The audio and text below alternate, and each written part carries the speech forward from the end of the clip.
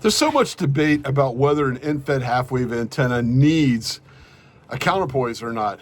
Listen, you can't defy the laws of physics. Something has to counter the driven element. So what's usually going on when you're running an end-fed half-wave, let's say for 40 meters, basically a 67-foot piece of wire with a 49-to-1 unun, your coax is acting as the counterpoise, the outer band of the coax is. And what's usually going on, about somewhere around 5% of that end is what's acting as the counterpoise. So you have the driven element and then what I call the cul-de-sac, the return, you know what I mean, to send the RF back up, and it's a circuit. So whether or not some people want to admit it or not, yes, that's the counterpoise. A end-fed half-wave does need a counterpoise. Now, I've really seen it just by using it on my smaller end-fed verticals, the one I do for the 20-meter band, I put a 5% of a wavelength. So for the 20-meter band, it's basically, a meter long. So I thought about it, and I've kind of seen this in a few places. I don't see a lot of people doing it, though. I'm going to get the most juice for the squeeze without using a counterpoise. What I'm going to do is I'm going to use the coax as the counter to a 49-to-1 end-fed half-wave, 67-foot piece of wire, and I'm going to put it up in a tree here beside me. What I'm going to do a little bit different. I'm going to use, this is 6 feet, not quite 2 meters long, which would be roughly for the 40-meter band, about 5% of a wavelength. I got it. This is RG8X. Got it from DX Engineering. When I say getting the most juice for the squeeze, yeah, I did that on purpose. I got the orange. This is what's going to go between what I have here.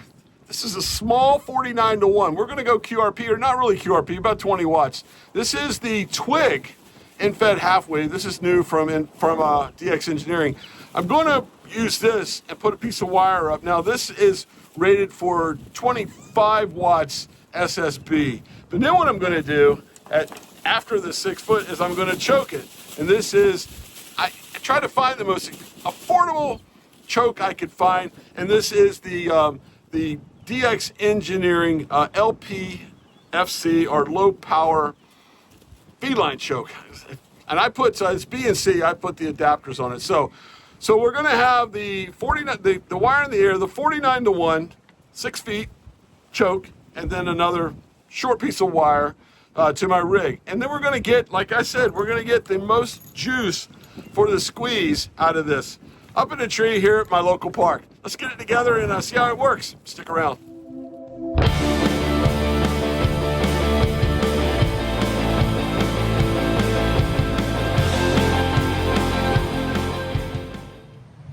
Okay, here we go. Set up and ready to go. This is Portsmouth, Virginia, Portsmouth City Park. Going to do something really cool today. That FT897 I have one internal battery. I bought an aftermarket charger, charged it up, and it appears that it's going to work. So we'll go through the entire system here. Battery power, that's it. Nothing but coax into it. 20 watts. We'll go with 20 watts here. I did bench it, and it looks like it's putting out 20 or right at it, maybe about 18 or 19.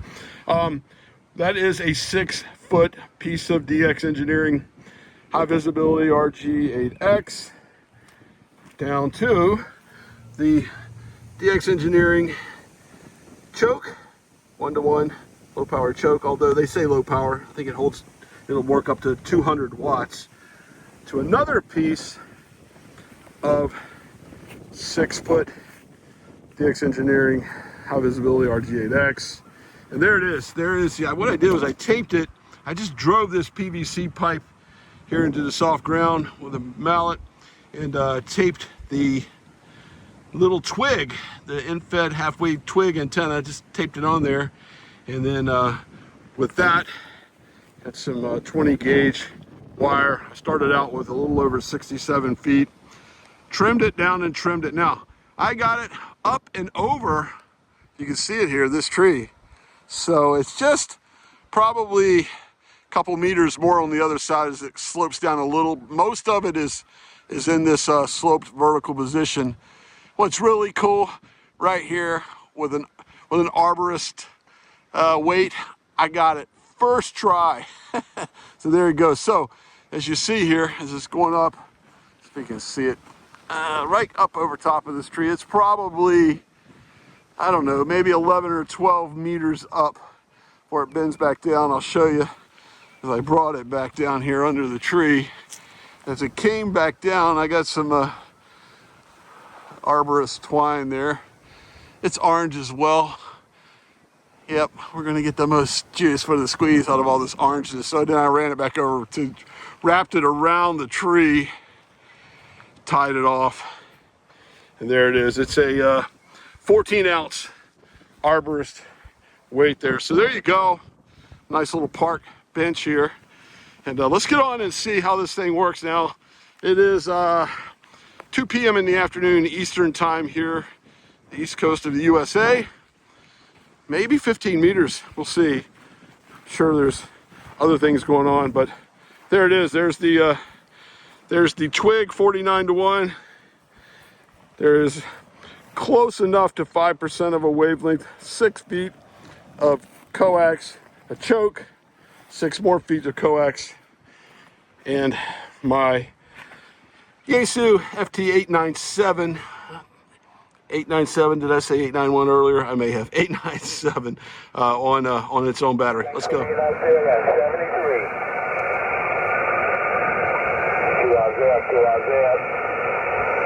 Kilo 4, Oscar Golf, Oscar. Kilo 4,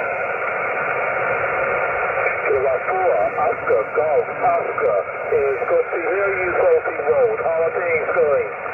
Going real good, going real good. First contact of the day there for me, my friend. Thank you. I'm only 20 watts with an old Yaesu FT897 and a infed halfway thrown over a tree here. How you doing there, my friend? I'm doing great. Good TX, good TX. I copy you 58 into Bermuda. QSL? QSL, you're beautiful 5'9". Little bit of QSB here, but 5'9" right now. Peaking well. Roger, Roger. I appreciate you being out there. Keep the videos coming. And 73.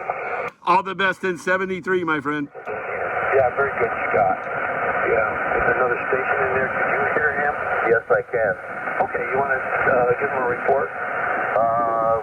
I didn't get your call sign. Let me get my paper and my pen here.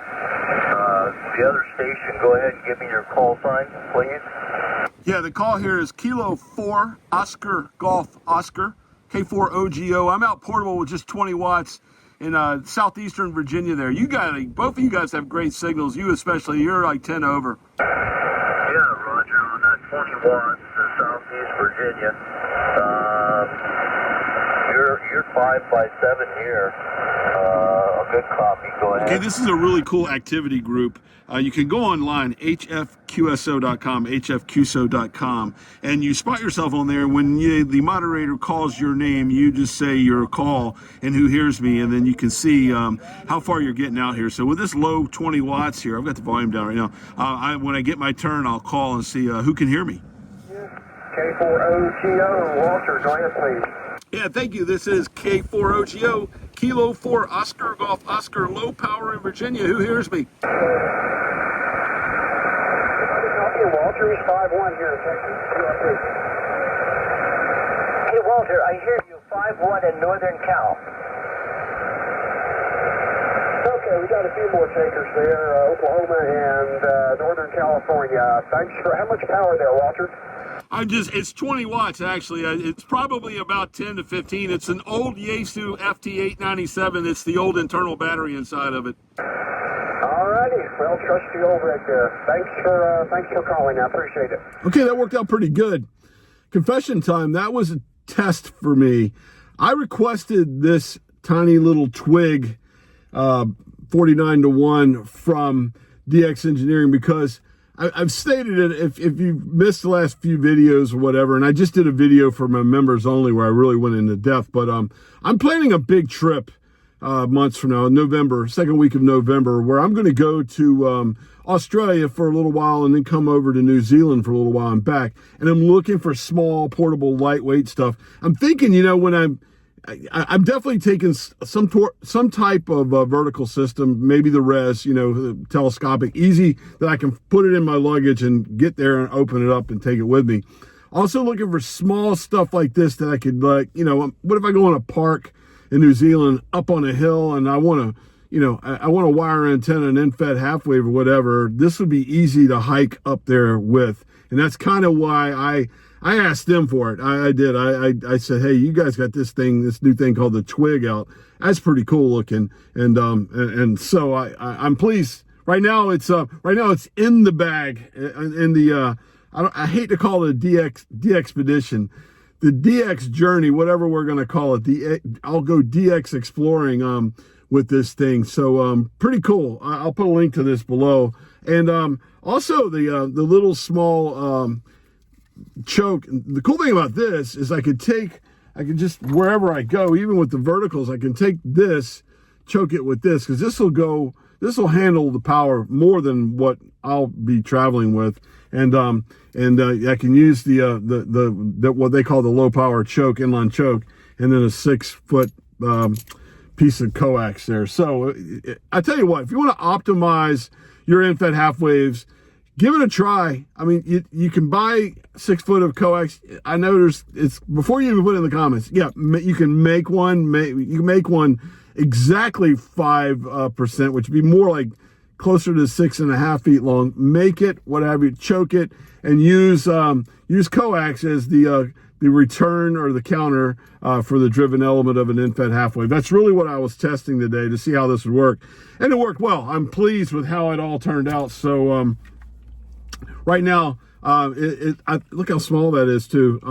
It'll be in the go bag. I got plenty of BNC to SO239 adapters that like I used here. I'll pop them on it as well. But I'll go and do that. But that was fun. Getting this thing up in the air was really easy. It's something you don't see me do a whole lot. I'm not a big go out portable with an end-fed half wave and do stuff like that. It would be excellent for parks on the air. And I tell you what, I was really pleased that contact I made up to like towards Pennsylvania at 2:30 in the afternoon with 20 watts. Hey, 40 meters. I'll take it. I'll take it. It was pretty cool. And so I had fun. And right now, like I said, what I wanted to do, test this stuff out for myself. I figured I'd make a video while I was doing it, but I'm testing these things out, and they're definitely in the possible go bag to fly with and go overseas with and play around with. So hope you enjoyed the video. I hope you kind of, if you're new, learned that yes, an end-fed half wave does need a counterpoise. It can be the coax. You really even improve it if you put a choke about 6 to 6.5 feet away from the unun and put that extra line in there. Promise, I'm telling you, you see, I just used it. It works well. Even then, you can even use a shorter piece of coax after, like I did.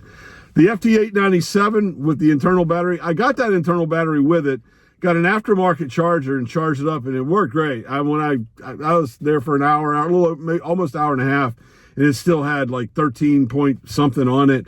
I found a second one used, and it's coming like in the next day or two, so it'll hold 2 batteries in there. What a cool radio for 20 watts. I'm really digging it. No, it's too heavy. I'm not going to go overseas with that radio, but for this summer, I'm playing around and like this, parks in the air, wherever. It's cool, and I can really, even in the bright light, I can see the front of the radio there. So cool. So my thoughts now when I travel and I'm going overseas, I have one of 2 radios, and I know I'm going to start a war here, but I want to know your thoughts. It's either going to be the FTX1 from Yaesu, which will be a QRP radio, and then I'm going to take my little PA50 amp to go with it, or it's going to be the ICOM 705. I want that style of radio. I want something small I can pack, and I can just hook up for QRP with it, but I want it to drive that little 50 watt amp I have is amazing. I love it. And I think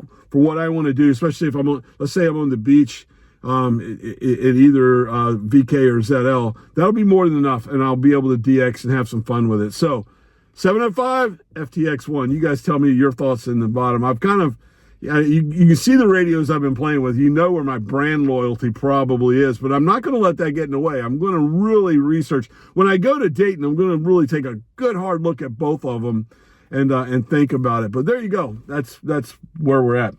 Anyway, hope you enjoyed the video. If you did, Please like and subscribe if you're not a subscriber. You'll see me testing other stuff as I kind of go through and test some gear out in real activations, real life situations, because I'm going to go somewhere and I won't have a backup. It's going to have to work. So I really want to try things out. So once again, please subscribe and follow along with me. Until next time, I'm Salty Walt, K4OGO.